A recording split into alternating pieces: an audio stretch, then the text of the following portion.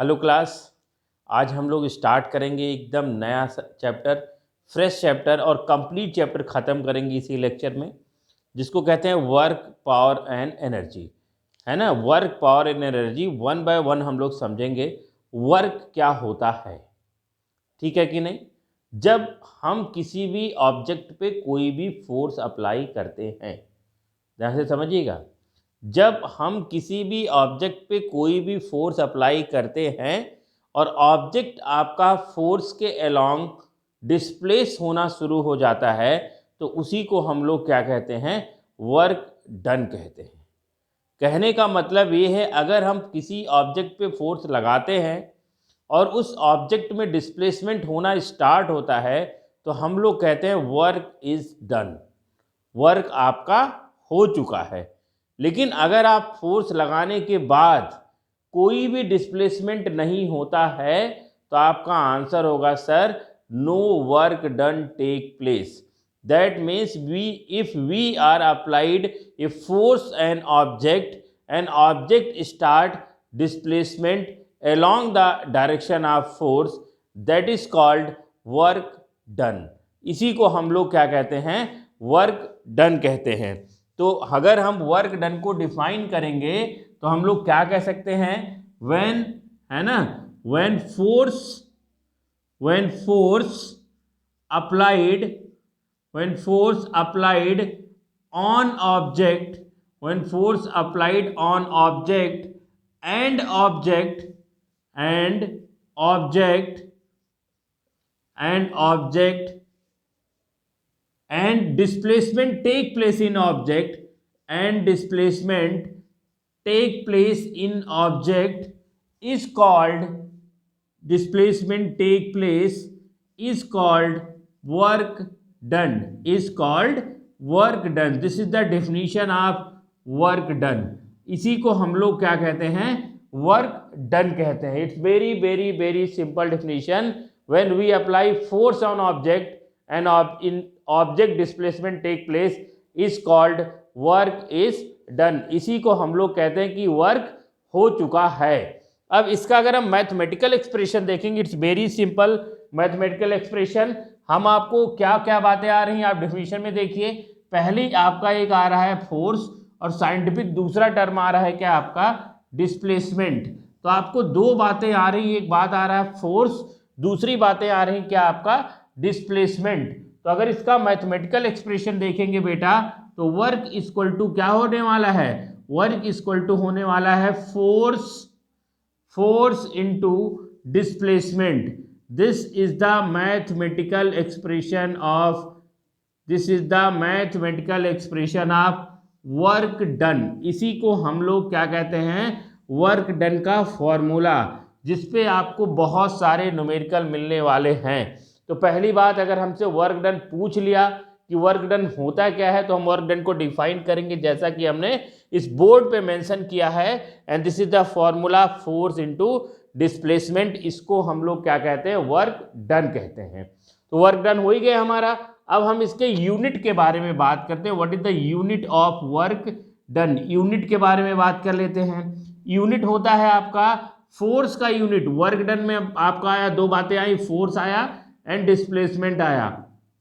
Force का unit क्या होता है बेटा, न्यूटन, और डिस्प्लेसमेंट का यूनिट क्या होता है, मीटर। तो newton into metre, this is the unit of work done.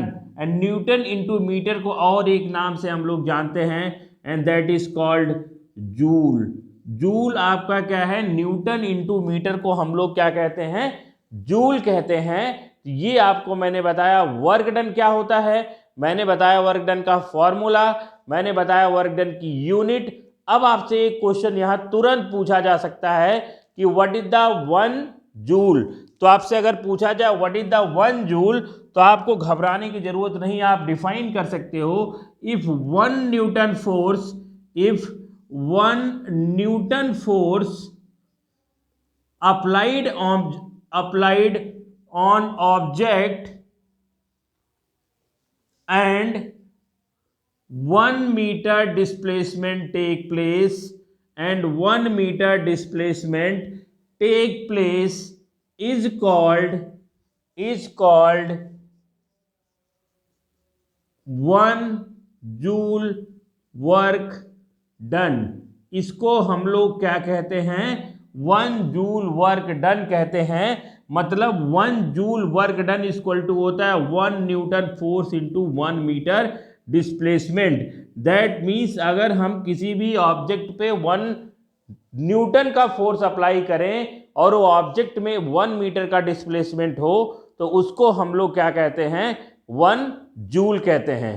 तो बताओ बेटा, यहां तक की पूरी बातें समझ में आ गई हो तो इसका पूरा स्क्रीनशॉट ले सकते हो आप। उसके आगे हम लोग फिर से पढ़ना स्टार्ट करते हैं। वर्क डन में दूसरी जो बात पूछी जाती है वो दूसरी बात क्या है मैं बता रहा हूं आपको। Positive work done, negative work done, और तीसरी बात पूछी जाती है जीरो वर्क डन। ये क्या होता है इसको हम लोग समझने की कोशिश करते हैं, है ना। सिंपल सिंपल वर्ड में अगर हम समझेंगे, आपने पढ़ा है मोशन में, पढ़ा है मोशन चैप्टर में पढ़ा है कि अगर कोई ऑब्जेक्ट सर्कुलर पाथ में घूम रहा है, सर्कुलर पाथ बोले तो जहां से स्टार्ट किया और वहीं आके पहुंच जा रहा है, तो इस कंडीशन में जो डिस्प्लेसमेंट होता है बेटा, उस डिस्प्लेसमेंट की वैल्यू क्या होती है? इस कंडीशन में डिस्प्लेसमेंट की वैल्यू 0 होती है। तो अगर डिस्प्लेसमेंट की वैल्यू 0 है तो वर्क डन की वैल्यू क्या हो जाएगी? 0 हो जाएगी। तो सबसे पहली बात हम लोग समझते हैं type of work done. Type of work done खूब सारा पूछा जाता है आपसे ये वाला क्वेश्चन, वर्क डन के टाइप के बारे में। सबसे पहले तो ये बेसिक बात, डिस्प्लेसमेंट 0 तो वर्क डन 0, डिस्प्लेसमेंट पॉजिटिव तो work done positive, displacement negative तो work done negative. Very simple. आपका अगर डिस्प्लेसमेंट 0 है, सबसे पहली बात आपको समझना है, अगर डिस्प्लेसमेंट की वैल्यू क्या आती है? अगर डिस्प्लेसमेंट आपका 0 है तो work done equal to force into displacement होता है। तो आपका डिस्प्लेसमेंट अगर 0 तो फोर्स कितना भी लगाए वर्क डन की वैल्यू क्या आने वाली है? 0 आने वाली है। अगर आपका डिस्प्लेसमेंट क्या होता है? अगर बेटा आपका डिस्प्लेसमेंट की वैल्यू नेगेटिव आती है फाइंड करने पे, तो वर्क डन की वैल्यू भी क्या हो जाएगी? नेगेटिव हो जाएगी। अगर डिस्प्लेसमेंट की वैल्यू पॉजिटिव आती है तो आपके वर्क डन की वैल्यू क्या हो जाएगी? आपके वर्क डन की वैल्यू भी क्या हो जाएगी? पॉजिटिव हो जाएगी। That means work done is completely depend upon the type of displacement, object कैसे डिस्प्लेस कर रहा है। मतलब आपने पूरा साल पढ़ा और मान लो अगर फेल हो गए तो आपका डिस्प्लेसमेंट क्या हुआ? 0। फोर्स तो खूब लगाया बट आप कहीं मूव नहीं कर पाए, दैट मीन डिस्प्लेसमेंट 0 हो गया। तो वर्क डन क्या हो गया आपका? 0। अगर आप पूरे साल पढ़े और एकदम टॉप कर गए तो पॉजिटिव ही डिस्प्लेसमेंट कैसा हुआ? पॉजिटिव। तो आपका वर्क डन क्या हो जाएगा? पॉजिटिव। आपने पूरे साल पढ़ा, आपका नंबर माइनस में आना शुरू हो गया, मतलब जो आता था वो भी भूल गए, उस कंडीशन में डिस्प्लेसमेंट हो जाएगा नेगेटिव और वर्क डन क्या हो जाएगा? आपका नेगेटिव हो जाएगा। तो आपको होपफुली वर्क डन पूरा समझ में आया होगा। वर्क डन के बाद जो दूसरा टॉपिक हम लोग पढ़ने जा रहे हैं वो क्या है? आपका एनर्जी है। तो आप इसको नोट कर लो। हाँ तो बच्चों, अब हम लोग क्या पढ़ेंगे? वर्क डन के बाद जो सेकेंड टॉपिक है उसको हम लोग क्या कहते हैं? एनर्जी कहते हैं। होपफुली वर्क डन आपको बढ़िया से समझ में आ गया होगा। अब हम लोग बात करेंगे एनर्जी का। यूनिट वाइज अगर हम देखेंगे तो जो यूनिट आपका एनर्जी का है वही यूनिट आपका क्या होता है? वर्क डन का होता है। बट अगर हम एनर्जी को डिफाइन करेंगे अलग से तो इसका डेफिनेशन होता है capacity to doing work. Work मतलब काम करने की क्षमता, कार्य करने की क्षमता को हम लोग क्या कहते हैं? एनर्जी कहते हैं। तो what is the energy? Energy is capacity to doing work. काम करने की क्षमता को हम लोग क्या कहते हैं? एनर्जी कहते हैं। तो अगर हम इसको डिफाइन करेंगे एनर्जी को तो हम लोग लिख देंगे capacity to doing work. Capacity to doing work, है ना। कैपेसिटी टू डूइंग वर्क, किसी भी काम करने की, जो किसी भी पर्सन की, किसी भी मशीन की, किसी भी इंस्ट्रूमेंट की काम करने की जो क्षमता होती है वही उसकी क्या कहलाती है? एनर्जी कहलाती है। अब अगर हम एनर्जी की बात देखेंगे तो एनर्जी बहुत टाइप की होती है, बहुत टाइप की एनर्जी होती है। लेकिन फिजिक्स में हमको केवल मैकेनिकल एनर्जी पे फिलहाल इस चैप्टर पे ध्यान देना है।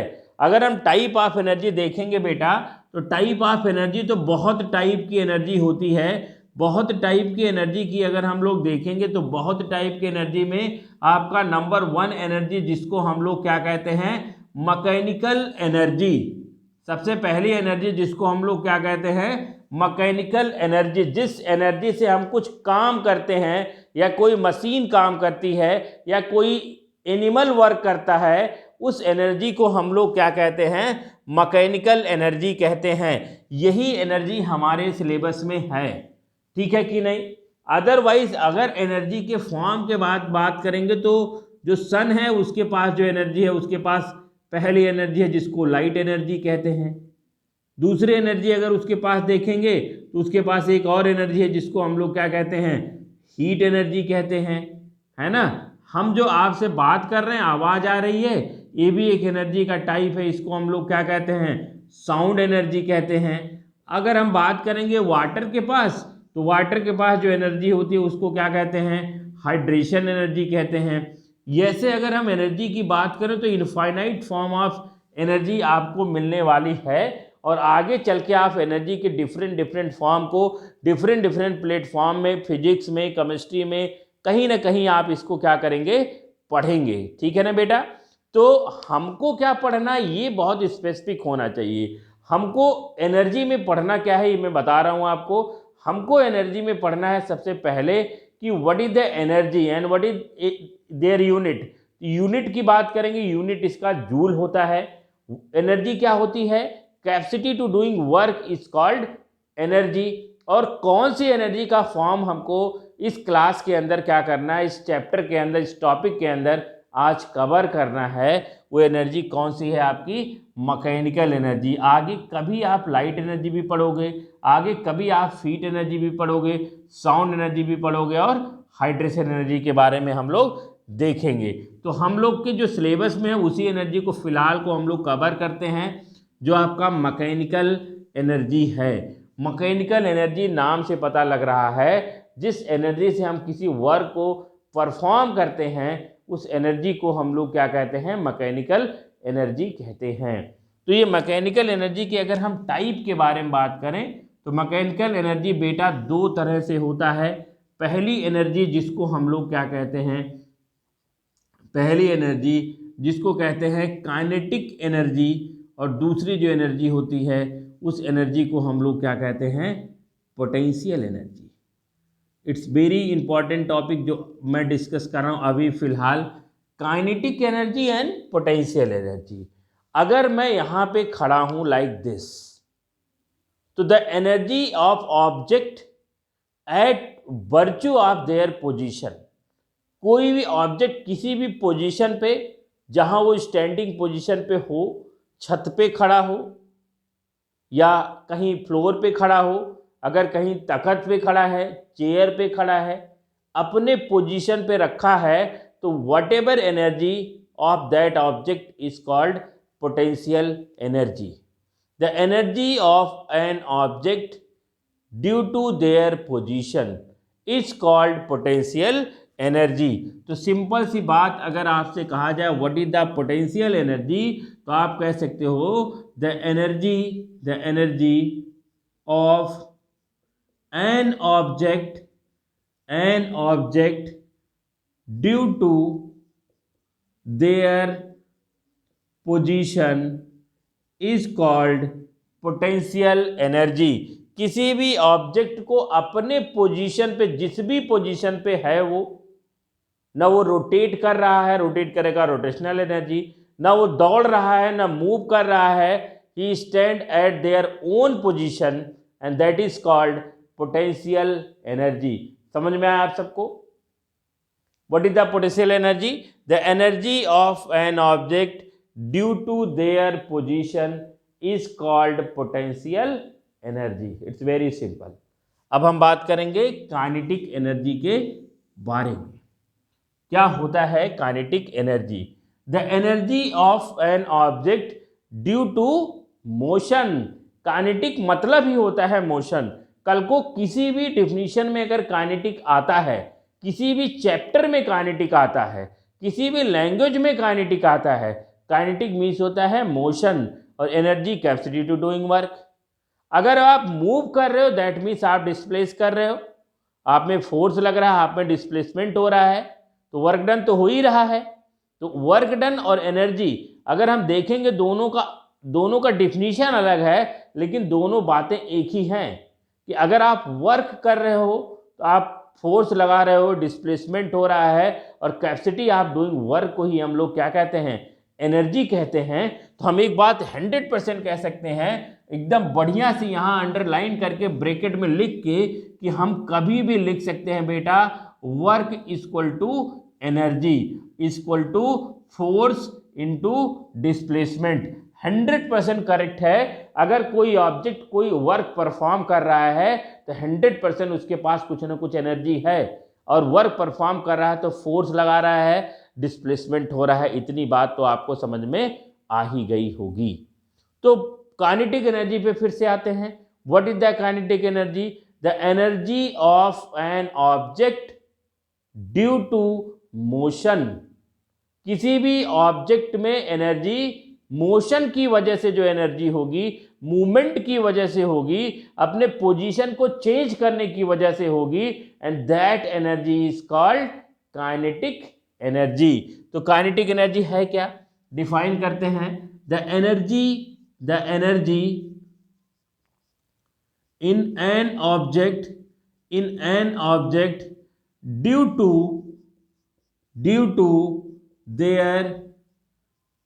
to their motion is called kinetic energy. तो मोशन की वजह से जो एनर्जी होगी उसको काइनेटिक एनर्जी, और पोजीशन की वजह से जो होगी उसको हम लोग क्या कहते हैं, पोटेंशियल एनर्जी। अगर मैं खड़ा हूं तो मेरे पास जो एनर्जी है फिलहाल वो कौन सी एनर्जी है, पोटेंशियल एनर्जी, और अगर मैं मूव कर रहा हूं तो मेरे पास जो एनर्जी होगी उसको हम लोग क्या कहेंगे, काइनेटिक एनर्जी कहेंगे। और वर्क डन भी क्या है, एक एनर्जी का फॉर्म है। तो एक छोटा सा डेरिवेशन हम लोग देखते हैं किसके रिगार्ड में, काइनेटिक एनर्जी के। होपफुली सारी की सारी बातें आपको समझ में आ रही होंगी। इसको नोट करते जाएं बेटा, जरूर इसको नोट करते जाएं। वन शॉट में पूरा का पूरा चैप्टर आपको मैं समझाने वाला हूं।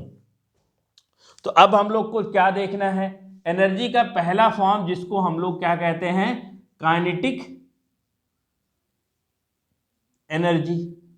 काइनेटिक एनर्जी जिसको K.E से हम लिख सकते हैं काइनेटिक एनर्जी। और मैंने आपको बताया kinetic energy due to motion, मतलब ऑब्जेक्ट में क्या है। अगर हम काइनेटिक एनर्जी की बात करें तो ऑब्जेक्ट में है क्या, ऑब्जेक्ट में है मोशन। तो इसके बारे में बात करते हैं, कुछ बात कर लेते हैं। सपोज करो हमारे पास एक ऑब्जेक्ट है, उस ऑब्जेक्ट का मास अगर हम देखेंगे, उस ऑब्जेक्ट का मास है मास है m। सिंपल सी बात। उस ऑब्जेक्ट की अगर हम बात करेंगे किसके बारे में, उस ऑब्जेक्ट के डिस्प्लेसमेंट के बारे में बात करें, तो ऑब्जेक्ट आपका डिस्प्लेस कर रहा है कब, ऑब्जेक्ट का मास है m, और अगर हम ऑब्जेक्ट पे कोई फोर्स अप्लाई करते हैं क्या बेटा, हम ऑब्जेक्ट पे अप्लाई करते हैं फोर्स, उस फोर्स को हम लोग क्या कहते हैं, F। और ऑब्जेक्ट पे फोर्स लगाने के बाद ऑब्जेक्ट क्या करता है आपका, उस ऑब्जेक्ट में होता है डिस्प्लेसमेंट जिसको कहते हैं S। और ऑब्जेक्ट जब मोशन नहीं कर रहा था या मोशन करने वाला था, उस समय जो भी वेलोसिटी होगी ऑब्जेक्ट की, उस वेलोसिटी को हम लोग क्या कहते हैं, इनिशियल वेलोसिटी ऑफ ऑब्जेक्ट। तो हम लोग देखते हैं जब फोर्स अप्लाई किया, जो फोर्स अप्लाई करने से पहले उसके पास जो भी वेलोसिटी थी, उस वेलोसिटी को हम लोग क्या कहते हैं, हम लोग कहते हैं इनिशियल वेलोसिटी, जिसको कहते हैं U से डिनोट किया जाता है। और जब हमने फोर्स अप्लाई किया तो ऑब्जेक्ट का मोशन या तो कम होगा या तो मोशन ज़्यादा होगा, लेकिन डिस्प्लेसमेंट 100% होना चाहिए, नहीं तो वर्क डन की वैल्यू क्या हो जाएगी, 0। और अगर वर्क डन हो गया 0 तो एनर्जी की भी वैल्यू 0 आनी चाहिए, क्योंकि वर्क डन एनर्जी तभी आपका शो होगा जब आपका वर्क डन होगा, क्योंकि कैपेसिटी टू डूइंग वर्क को ही तो हम लोग क्या कहते हैं, एनर्जी कहते हैं। तो इनिशियल वेलोसिटी कितनी है बेटा, u है, और अगर हम उस पर फोर्स लगाएंगे तो उसकी फाइनल वेलोसिटी क्या निकल के आएगी, फाइनल वेलोसिटी निकल के आएगी v, है ना। अब हम आपको एक बात अच्छी तरह से पता है कि work done equal to kinetic energy equal to force into displacement, force into displacement. ये इक्वेशन पूरी तरह से होल्ड करनी चाहिए, क्योंकि ये इक्वेशन कहीं और से नहीं, ये इक्वेशन पूरा का पूरा किससे आया हुआ है बेटा, डिफिनीशन से। तो वर्क डन की जगह हम लोग क्या लिख सकते हैं, काइनेटिक एनर्जी, और इसके इक्वल हम किसको कर सकते हैं, फोर्स इनटू डिस्प्लेसमेंट को करते हैं। अब फोर्स इक्वल टू क्या होता है आपको पता है, फोर्स इक्वल टू होता है मास इनटू एक्सीलरेशन। तो काइनेटिक एनर्जी इक्वल टू क्या हो जाएगा, काइनेटिक एनर्जी इक्वल टू हो जाएगा फोर्स इनटू डिस्प्लेसमेंट। क्यों, क्योंकि kinetic energy equal to work done हुआ है, तो काइनेटिक एनर्जी इक्वल टू क्या होने वाला है, फोर्स इनटू डिस्प्लेसमेंट। लिखते हैं भाई, काइनेटिक एनर्जी इक्वल टू हो जाएगा, फोर्स की जगह हम लोग क्या लिख सकते हैं, mass into acceleration into displacement. लिख सकते हैं, लिख सकते हैं बेटा, kinetic energy equal to mass into acceleration into displacement, क्योंकि मास इनटू एक्सीलरेशन को ही तो हम लोग फोर्स कहते हैं, m इंटू ए को ही तो हम लोग फोर्स कहते हैं। तो अगर m इंटू ए आपका फोर्स है तो काइनेटिक एनर्जी इक्वल टू क्या आने वाला है, m a इंटू एस। अब इस डिस्प्लेसमेंट की जगह हम लोग थोड़ा सा मैथमेटिकल चेंज करेंगे, उसको ध्यान से देखिएगा। इक्वेशन ऑफ मोशन आपने पढ़ा है, इक्वेशन ऑफ मोशन में आपने एक छोटा सा फॉर्मूला देखा होगा, v square minus u square equal to 2as। देखा है, जहां v स्क्वायर मतलब वेलोसिटी है फाइनल, u स्क्वायर मतलब वेलोसिटी है इनिशियल, और a क्या है आपका एक्सीलरेशन, और s क्या है आपका डिस्प्लेसमेंट। अगर हम इस इक्वेशन ऑफ मोशन को ऐसे लिखते हैं 2as, और तो हम लोग एक बात और लिख सकते हैं बेटा, ध्यान से समझिए, s इक्वल टू लिखा जा सकता है v square minus u square upon 2a। बताओ ऐसा लिखा जा सकता है, नहीं लिखा जा सकता है। Displacement equal to v square minus u square upon 2a, अगर इसका इसमें क्रॉस मल्टीप्लाई करेंगे तो ऊपर वाली वैल्यू आनी है। तो इस वैल्यू को इस तरह से रिप्रेजेंट किया जा सकता है या नहीं, करा जा सकता है 100%।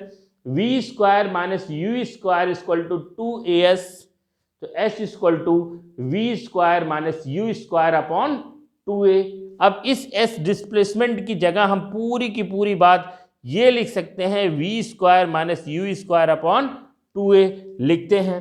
तो काइनेटिक एनर्जी इक्वल टू क्या आ जाएगा, आप देखिए, m into a into v square minus u square upon 2a आ जाएगा। डिस्प्लेसमेंट की जगह लिख सकते हैं बेटा।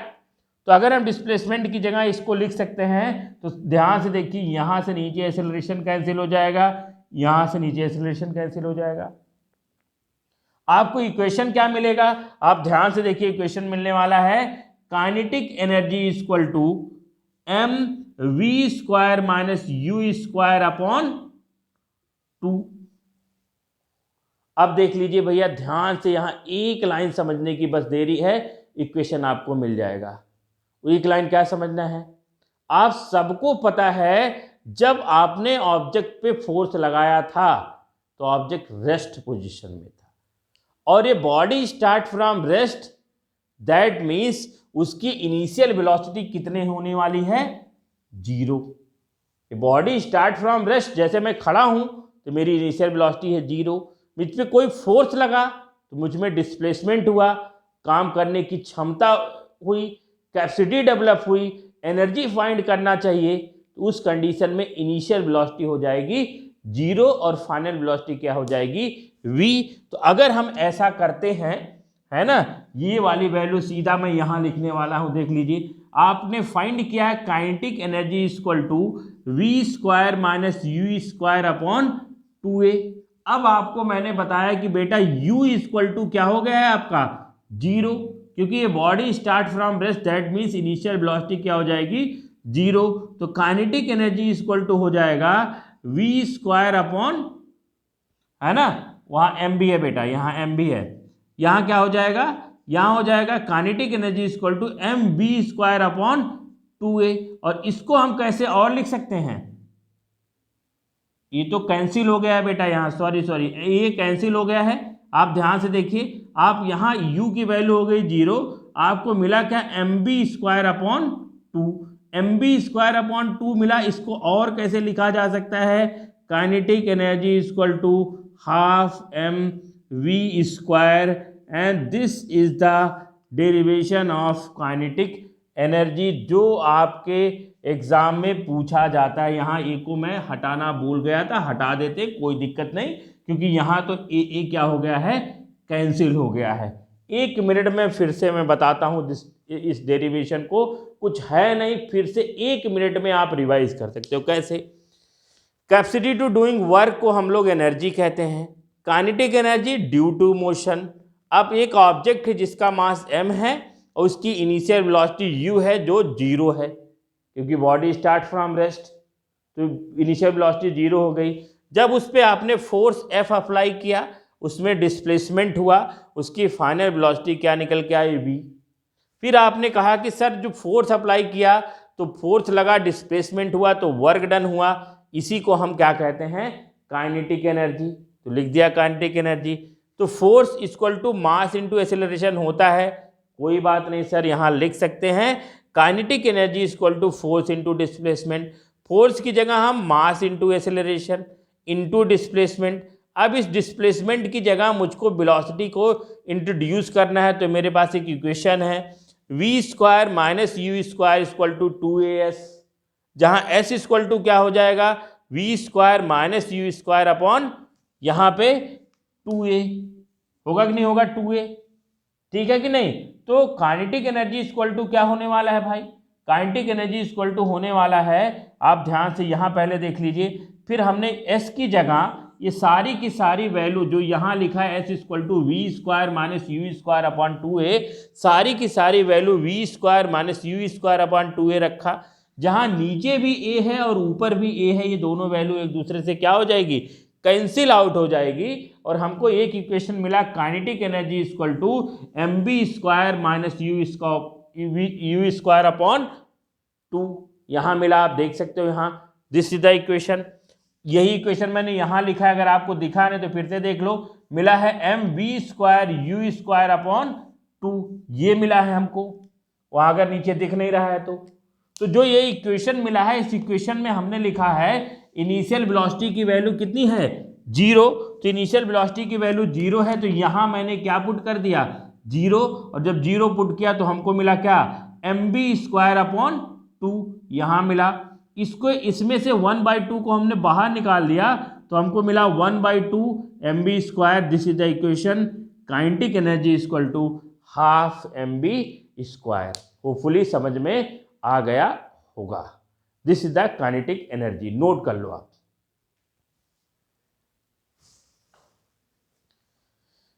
ठीक है बेटा, काइनेटिक एनर्जी के बाद हमको जो दूसरी मैकेनिकल एनर्जी पढ़नी है, वो मैकेनिकल एनर्जी है क्या, वो मैकेनिकल एनर्जी है जिसको हम लोग कहते हैं potential energy, that is called potential energy. तो पोटेंशियल एनर्जी भी देख लेते हैं, 1 मिनट लगेगा। पोटेंशियल एनर्जी, कोई भी एनर्जी हो, एनर्जी का डेफिनेशन तो ओबे करना ही पड़ेगा, capacity to doing work is called energy. तो पोटेंशियल एनर्जी क्या है, पोटेंशियल एनर्जी है किसी भी ऑब्जेक्ट के किसी पर्टिकुलर पोजीशन को हम लोग क्या कहते हैं, पोटेंशियल एनर्जी। जैसे सपोज करो ये ग्राउंड है, ये क्या है बेटा, ग्राउंड है, इस ग्राउंड के एक पर्टिकुलर एक रूफ है, छत है, इस छत पे कहीं आप यहाँ एक मास रखा हुआ है, एक ऑब्जेक्ट रखा हुआ है जिसका मास कितना है, जिसका मास है m, और इस ग्राउंड से इस फ्लोर की जो हाइट है वो हाइट क्या है आपका h, जिसका यूनिट क्या होता है मीटर। ये ऑब्जेक्ट ड्यू टू ग्रेविटी नीचे की तरफ आपका एक ग्रेविटेशनल फोर्स लगा रहा होगा, जिसको हम लोग क्या कहते हैं, mg, एक फोर्स ओबे कर रहा होगा जिसको हम लोग क्या कहते हैं, mg। अब देख लीजिए, अगर हम पोटेंशियल एनर्जी को वर्क डन ही कहते हैं, तो पोटेंशियल एनर्जी इक्वल टू क्या हो जाएगा, work done. Work done equal to क्या होता है, force into displacement, force into क्या होगा, डिस्प्लेसमेंट। अब इस कंडीशन में अगर मुझको पोटेंशियल एनर्जी फाइंड करना है तो फोर्स क्या लगेगा आपका, m into g, mass and gravitational acceleration जिसको हम लोग क्या कहते हैं, g कहते हैं, और डिस्प्लेसमेंट की जगह हम लोग क्या रख सकते हैं, h, जिसको हम लोग क्या कहते हैं, हाइट कहते हैं, and this is called potential energy, और जिसको हम लोग क्या कहते हैं, mgh। तो काइनेटिक एनर्जी का जो फॉर्मूला आया है वो क्या आया है बेटा, काइनेटिक एनर्जी इक्वल टू आया है हाफ एम बी स्क्वायर, और पोटेंशियल एनर्जी इक्वल टू क्या है आपका, mgh। तो होपफुली आपको काइनेटिक एनर्जी का भी डेरिवेशन समझ में आ गया होगा और पोटेंशियल एनर्जी का भी डेरिवेशन क्या हो गया होगा, समझ में आ गया होगा। अब हम लोग देखते हैं एक अगला टॉपिक एनर्जी का, लास्ट टॉपिक, बहुत ही इंपॉर्टेंट टॉपिक है, जिस टॉपिक को हम लोग कहते हैं कंजर्वेशन ऑफ एनर्जी। तो आपने एक टॉपिक पढ़ा है कंजर्वेशन ऑफ मास, उसी में हम लोग जानते हैं conservation of energy, conservation of energy.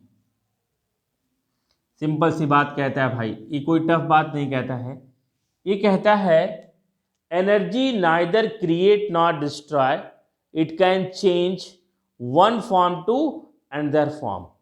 Energy को ना हम क्रिएट कर सकते हैं, न एनर्जी को हम डिस्ट्रॉय कर सकते हैं, बट एनर्जी को एक फॉर्म से दूसरे फॉर्म में हम लोग क्या कर सकते हैं, चेंज कर सकते हैं। That means total energy of universe remain conserve. पूरे यूनिवर्स की what ever energy and that energy will be conserve, वो एनर्जी 100% क्या है आपका, कंजर्व है। इसी को हम लोग क्या कहते हैं, कंजर्वेशन ऑफ एनर्जी। कितनी सिंपल सी बात मैंने बताई। टोटल एनर्जी क्या है आपका, टोटल एनर्जी कंजर्व है। तो अगर हम टोटल एनर्जी देखेंगे मैकेनिकल एनर्जी के फॉर्म में, तो आपको मिलेगा total energy equal to kinetic energy plus potential energy. Total energy क्या मिलेगा आपका, kinetic energy plus potential energy, मतलब टोटल एनर्जी रिमेन क्या होने वाला है आपका, कंजर्व होने वाला है। अब चाहो तो इसको ऐसे भी लिख सकते हो, total energy equal to half m b square plus m g h, this is the total energy. अब देखो भाई, अब इसी एनर्जी को हम लोग देखते हैं, इफ ऑब्जेक्ट इन मोशन, अगर ऑब्जेक्ट मोशन में है तो ये भी होगी और ये भी एनर्जी होगी। अगर मैं कहता हूं इफ ऑब्जेक्ट एट रेस्ट, तो उसके पास केवल और केवल पोटेंशियल एनर्जी हो सकती है, लेकिन अगर रेस्ट में होगा तो उसके पास केवल क्या होगी आपकी, पोटेंशियल एनर्जी को ही क्या कहते हैं, टोटल एनर्जी कह सकते हैं। तो अगर आपसे एग्जाम में पूछे कि what is the conservation of energy, तो आप कह सकते हो the energy neither create nor destroy, it can change one form to another form, that means total energy of the system और total energy of the universe remain conserve. That means total energy equal to in form of mechanical energy, kinetic energy plus potential energy. Hopefully आपको energy भी समझ में आ गई होगी। एक छोटा सा और टॉपिक बचा है, मुश्किल से 5 से 7 मिनट का पूरा चैप्टर 1 शॉट में मैंने क्या करके रखा है, कंप्लीट करके रखा है। तो अगला हम लोग देखते हैं नेक्स्ट टॉपिक। हमने वर्क पढ़ा, हमने एनर्जी पढ़ा, अब हमारा एक अगला टॉपिक है जिसको हम लोग क्या कहते हैं बेटा, जिसको हम लोग कहते हैं power. This is called power, है ना, जिसको हम लोग और सिंपल पावर कहते हैं, प्रोनाउंसिएशन पावर है, लेकिन पावर भी कहते हैं, पावर। बट इंग्लिश वाले, अगर हम इंग्लिश लैंग्वेज पे ध्यान दें, दिस इज कॉल्ड पावर, है ना। तो पावर है क्या, पावर ही हम कह के बोलते हैं। पावर है क्या, rate of doing work, rate of doing work. आप कितने देर तक कोई काम करते हो, वही आपका क्या कहलाता है, पावर कहलाता है। तो अगर हम पावर को डिफाइन करेंगे तो हम लोग क्या कहते हैं, rate of doing work. Rate of doing work is called power. अब जिस भी डिफिनीशन में रेट आता है उस डिफिनीशन में आपका टाइम जरूर कंसीडर किया जाता है। रेट मीन्स होता है टाइम। तो अगर हम पावर का मैथमेटिकल एक्सप्रेशन लिखेंगे तो पावर इक्वल टू होने क्या वाला है बेटा, पावर इक्वल टू होने वाला है work per unit, work done per unit time. Work done per unit time is called power. This is called power, है ना। इसी को हम लोग क्या कहते हैं, पावर कहते हैं। अब एक बात और समझते हैं हम लोग, work done per unit time is called power. अब इसके यूनिट को भी देख लेते हैं। यूनिट देखेंगे तो पावर इक्वल टू हो जाएगा, वर्क डन का यूनिट होता है क्या, जूल। टाइम का यूनिट क्या होता है, सेकेंड, जिसको हम लोग लिख सकते हैं जूल सेकेंड इनवर्स। और इस जूल सेकेंड इनवर्स को एक और बात में कहते हैं, दिस इज कॉल्ड वाट। इसको हम लोग क्या कहते हैं बेटा, वाट कहते हैं। और डब्लू से इसको इंडिकेट करते हैं। तो आपने सुना भैया तुम्हारी वाट लग जाए, इनका वाट लग जाए, 100 वाट का बल्ब है, 20 वाट का बल्ब है, इसका मतलब वो बल्ब पावर को रेट कर रहा है। वो बल्ब किसको रेट कर रहा है, पावर को रेट कर रहा है। तो पावर की यूनिट क्या होती है, वाट होती है। और अगर आपसे क्वेश्चन पूछ ले एक और कि डिफाइन करो भैया, डिफाइन करो 1 वाट, किसको डिफाइन करना है, 1 वाट को डिफाइन करना है। It's very simple definition, 1 joule work done, 1 joule work done in 1 second is called 1 watt.